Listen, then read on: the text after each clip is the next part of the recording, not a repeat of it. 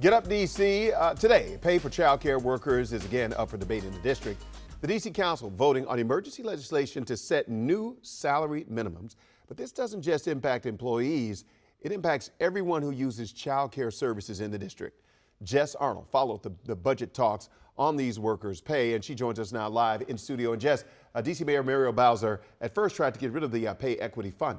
That's right, Wisdom, citing budget deficits as her reasoning. But after protests and advocacy, the council decided to reinstate the program, which aims to provide pay equity between early childhood educators and K-12 teachers. Now, here is what one early childhood educator had to say about the importance of this program over the summer. We're always talking about how children need their basic needs met to learn. They need housing, they need food, they need shelter, they need a safe space to come to. That also speaks to teachers.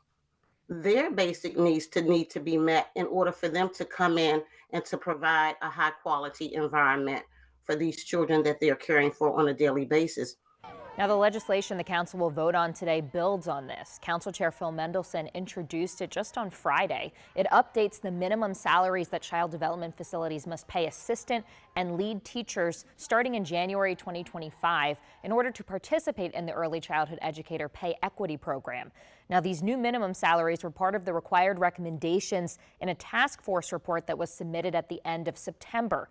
Now, some of these minimums are actually lower based on credentials in this report recommendation, but the task force says changes are necessary to be able to continue to afford this pay equity fund.